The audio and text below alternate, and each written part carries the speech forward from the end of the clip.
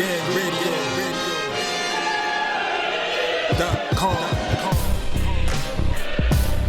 Take over. Last mission. Final boss mode. Yeah, what's good, yo? Welcome to another episode of Real Talk, where as always, if shit's real, we talk about it. I'm your host for tonight, Pat Scorpion, the New England representative, and as always, I got my man with me. I'm gonna let him introduce himself.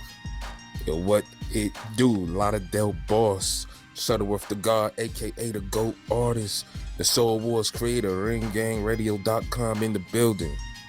Yes, sir. Ring Gang in the house forever and always. And as always, I got my other man with me. I'm gonna let him introduce himself.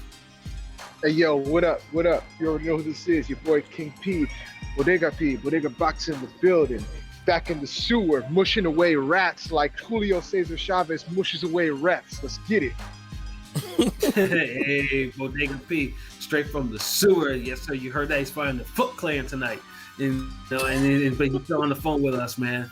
But so yeah, man, we got some stuff to talk about tonight. The first topic of conversation, of course, is what I call the legend of the career mode glitch.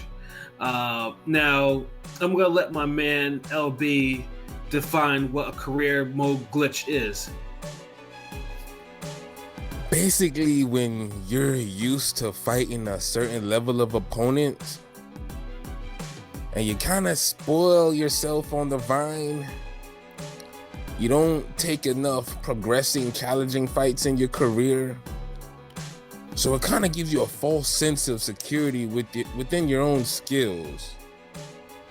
So if you're not one of those guys who 100% just dedicates it and throws himself into getting better and always training hard and knowing how to deal with your easy work, your light work, a career mode glitch can happen to you.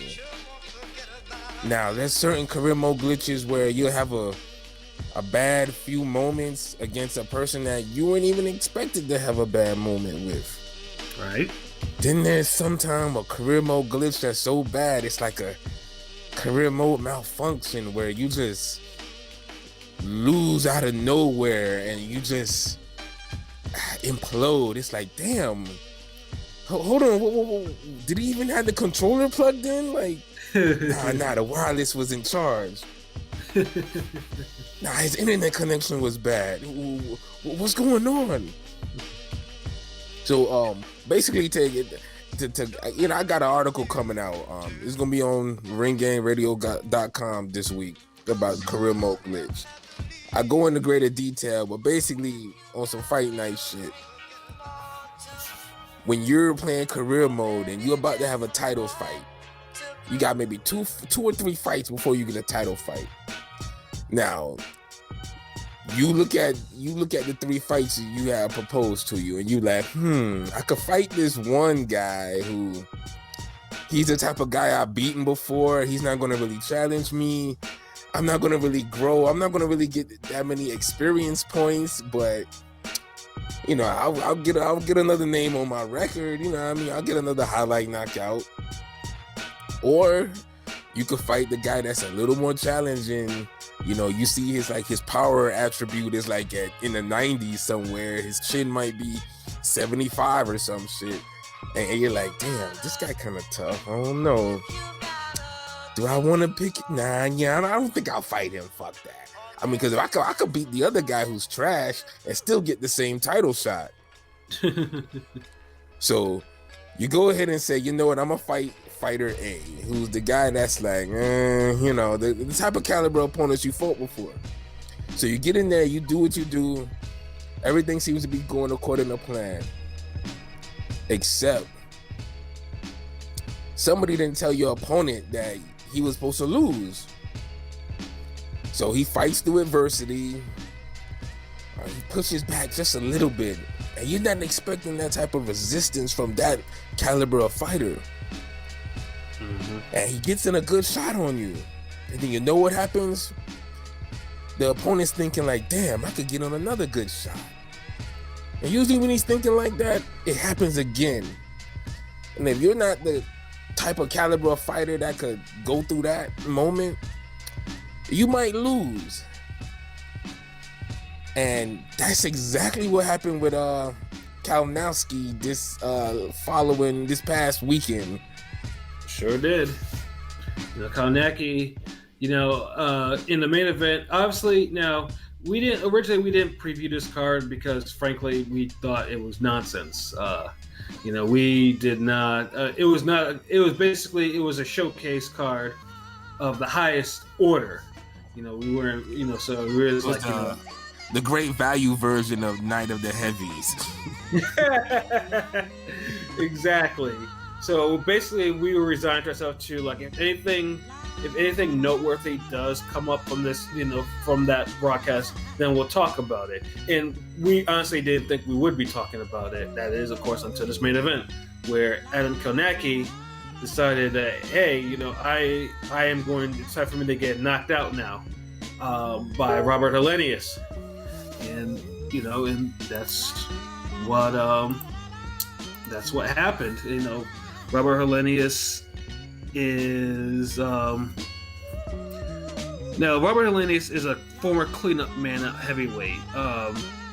Now what I say about what a cleanup man is, basically he's a fighter that takes care of the old contenders or old champions and make them non-factors in their division.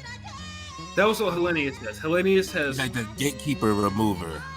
Yes, basically. And Helenius has KO wins over 3 former heavyweight champions, more than Deontay Wilder actually, which is, I had to point that little fact out. Not as many fights as Deontay, but he has more wins over former heavyweight champions than him. Imagine that, and they share one too. Yeah.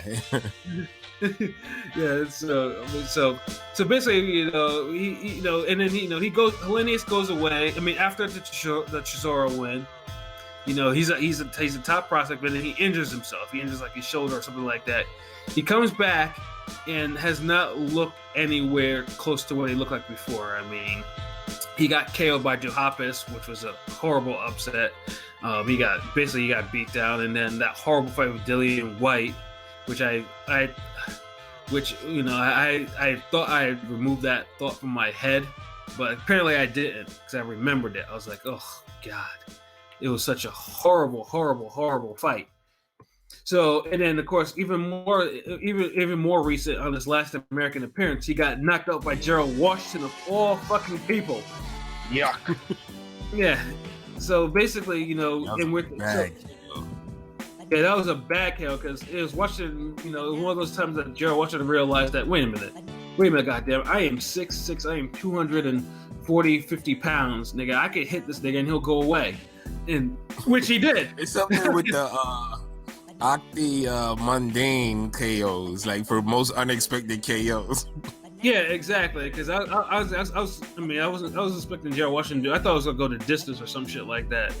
But Washington was like, you know what, I'm gonna get rid of this cat, and he did. He did it violently. And so when the Kownacki fight, when it came up that Kownacki was gonna face him, like I shot on this fight. I was like, yeah, this is some bullshit. I told him Kownacki should be in a better fight. Better fights was, I think LB had mentioned, he had mentioned in the conversation we were having, he should have fought Charles Martin again. On the undercard co-main event of Wilder Fury 2. Right. That would have been a perfect opportunity for that because the first fight was good. Yeah, and then also too, it would have gave the audience so this cat might be the next up to. It might really be the next person up to bat. In the this fight, it would have established a pecking order at least. So these motherfuckers know who's next for Wilder. Would have got a new main character at heavyweight.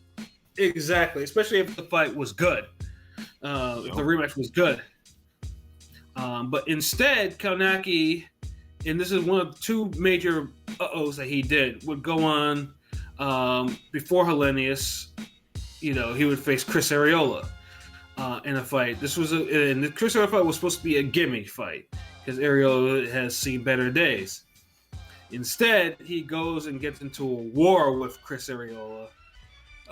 They throw all types of punches in this fight, land all types of fades. Half punches.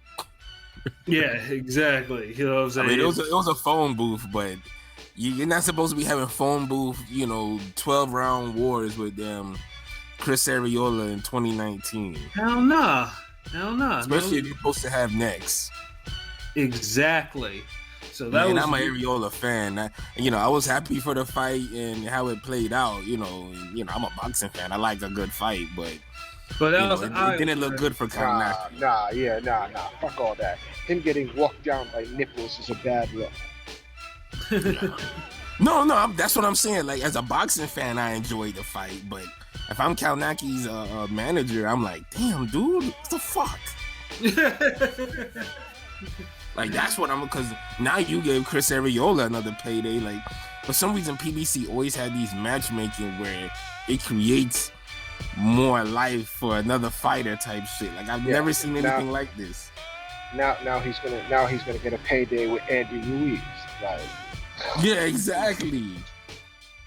Right, and then speaking of paydays too, in regards to Kownacki was offered a payday to be the replacement to be against Anthony Joshua when Big Baby popped dirty for them 3 PEDs. Probably in the range of $7-8 million, which would be his highest career payday, and he turned it down, saying that he didn't think he would be ready in that time. Obviously, that's whatever. Personally, he would have been just about as ready as Joshua was at that time. Right, exactly. Sometimes you gotta roll the dice. Exactly. So with those two moves, we get the fight with Hollenius, who like I said, who has seen better days, and he promptly gets knocked out in 4 rounds. Like now. Helenius is washed, but he's heavy-handed. He's very heavy-handed. So, and the dude's like 6'7", 6'8", like something like that. Anybody that size. Yeah, no, I've seen it because Prime Helenius used to dish out some horrific beatings if you were lacking.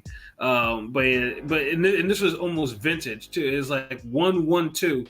Like Kownacki has a face first type of style of fighting, which is very popular. That's what gives popularity. But once dude started catching them fades, he was out of there. Like he couldn't take it. He thought he could walk through dudes' punches, and I'm like, bruh, you're not moving your head, no slipping, no sliding, no feints, you just come forward like a refrigerator and just get beat up. Right, and he's not in shape too, and his pregnant wife was there too, and his pregnant wife had to watch this motherfucker get his soul beaten out of him, and that beating. You know what I'm saying? So it was a bad look for Kownacki, who was probably on the verge of a title shot, because that was an eliminator of all things. It was a WBA eliminator. So basically, the winner would be guaranteed a shot at whether it be Anthony Joshua or whoever that might be after that. So instead, because of this genius matchmaking and this career mode glitch, Kownacki now has to go back to the drawing board, where they have to rebuild him. Because now it's just like, even if you get knocked out, it would have been something if he had been knocked out by another heavyweight with some sort of upward mobility. Not Robert Helenius. Yeah, like Charles Martin. It's funny how Charles Martin gets all these mentions these days, but he has momentum, and Helenius doesn't. Now Helenius, however, created momentum for himself now, as now he has a title shot coming towards him in the very near future. So, and I'm not sure what Hollenius is with PBC. I'm not even sure if he's even a PBC fighter or if he's just brought in to either like, a jobber for pay or something like that. I don't know. But that leaves Kownacki now being the latest PBC heavyweight to bite the dust. The PBC heavyweights are a mess right now. You got Wilder, who of course recently was beaten down by Tyson Fury, and then you got Andy Ruiz, who lost his 3 belts to Anthony Joshua, and then you have their top prospect that gets KO'd by a former cleanup man in that division. Not looking good. Yeah. It just brings me to another point that's just been lingering since, you know, you can say it kind of started with the Andy Ruiz fight, the loss to Joshua. But man, you know, you're looking at the conditioning that Andy Ruiz showed in that fight, and how it just didn't allow him to really get off and implement a game plan. You look at Wilder, all his previous mistakes and lackadaisical training, all that shit, all that bullshit, all the overachieving, all that shit stopped finally with Fury in the rematch. Now you get a guy, Kownacki, who still, you know, he seemed like he had everything, you know, open for him, and then boom. It all just comes down to like the skill set, man. And there was a tweet Teddy Atlas had where he just, you know, he's mentioning all of this, and you're starting to really see a lot of lack of fundamentals with these heavies, man. Yes. Like big time. If it ain't dedication and commitment to the sport and conditioning and training, it's the lack of fundamentals. Like, oh my goodness, like what's going on in these training like in these training camps? Like Tarver had a IG post where he's driving in the whip. He's going to an interview or some shit, and you know he's talking about the same thing, and it's like, my goodness, like what's going on? I know these dudes making money. Like, do you have yes men all the time, or do you not listen, or do your trainers not that good where they can't instill like fundamentals or the basics where you improve on them? And like, well, what is it? Like these guys are like getting, you know, $1 million paydays. They on the verge of like superstardom, and you know they can't even turn over a jab. They can't pivot. They can't slip a jab. They don't know how to hold their elbows in. Like it's like we're getting PBC World Star fight comps.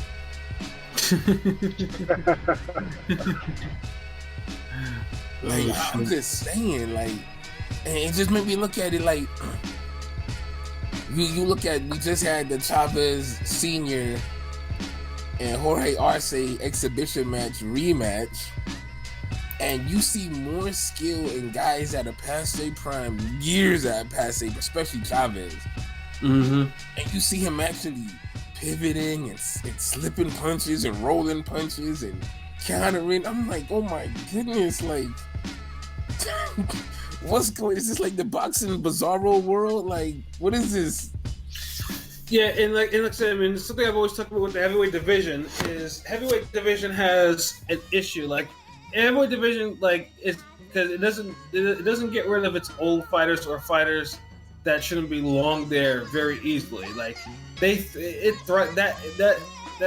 thrives more often than not in that division, you know. And you know, basically that's why you have a Kownacki. Now Kownacki is young enough; he's 30. You know, he should be able to get himself into condition. He shouldn't be coming in at 260 fucking pounds. He should be able to do a little bit more than, you know, to move forward on niggas and catch bricks to the face. But he doesn't, and also another thing that I think about too with Kownacki is, you know, like we mentioned before with the Areola fight. I mean, Areola is washed, but he's a heavyweight. I mean, if I'm not mistaken, Kownacki got hit clean like 270 punches, some shit like that, somewhere around there, from a heavyweight. Now, granted, Kownacki didn't look like he suffered all that much, but the body doesn't lie. Like, I mean, you're not supposed to take 270 fucking punches from a heavyweight in a 12-round fight. You're not supposed to. So, inadvertently, hits hard. Yeah, exactly. I mean, you even with his arm punches, he's no slouch. Yeah, so I mean, so one theory is that could have taken a toll, and plus the Charles Martin fight too could have taken a toll on his chin a little bit.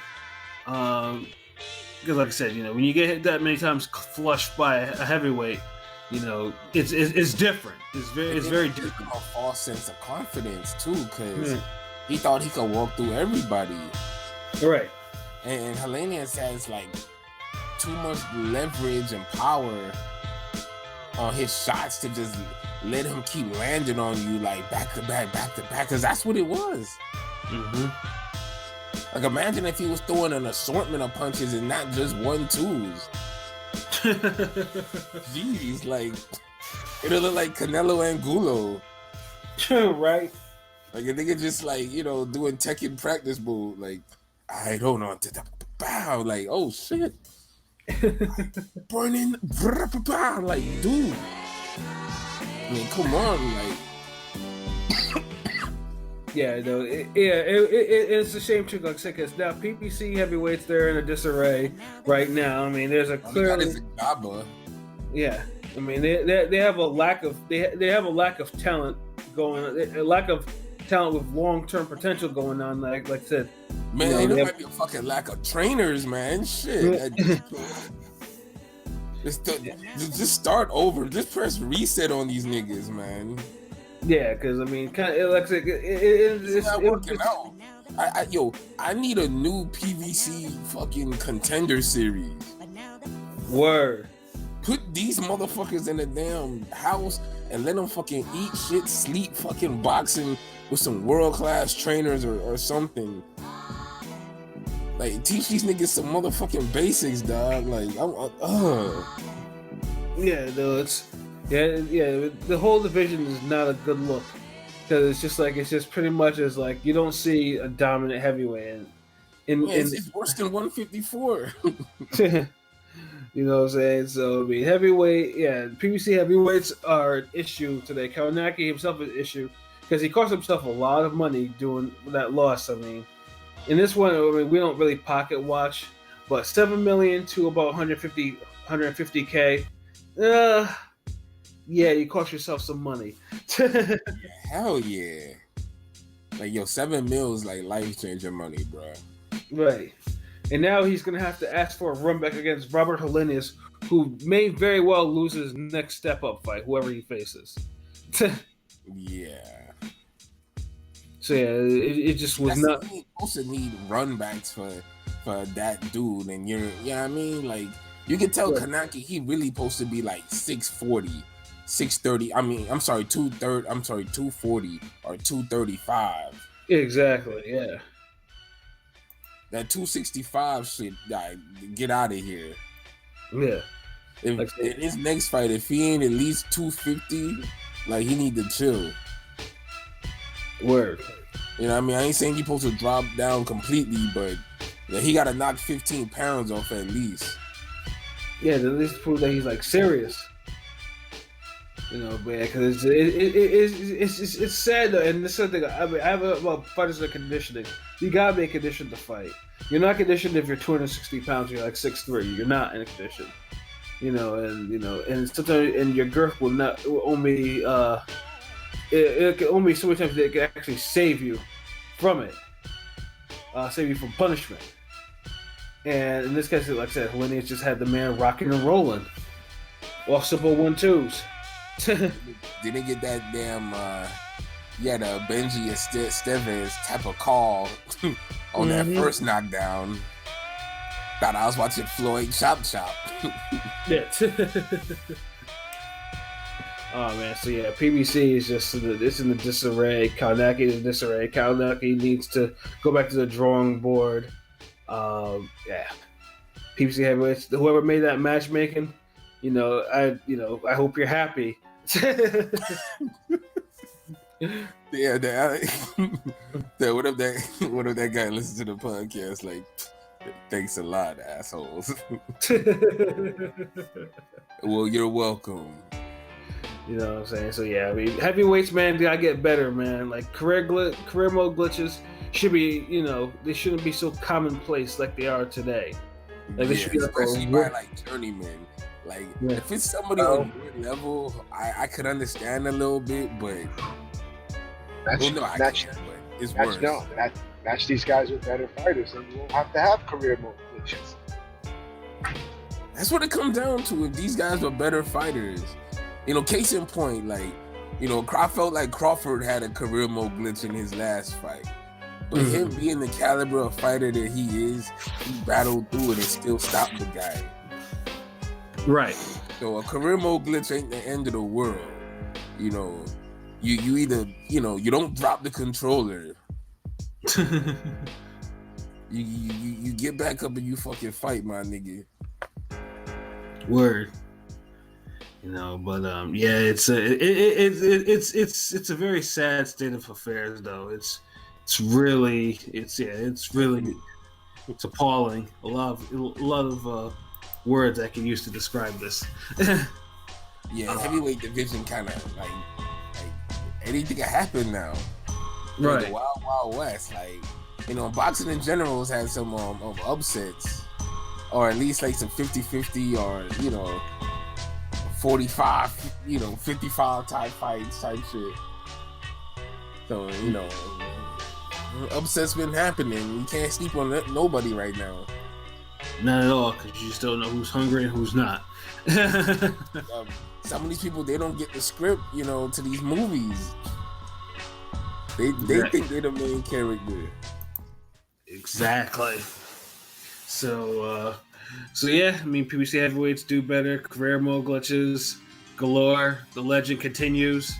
You know, Kownacki continues. The only thing, you know, Kownacki is hopefully that maybe, you know, he actually learns a little defense and learns how to do something other than the way forward and have someone else eventually try to crack that shit. And put down the fucking Polish sausage. That too.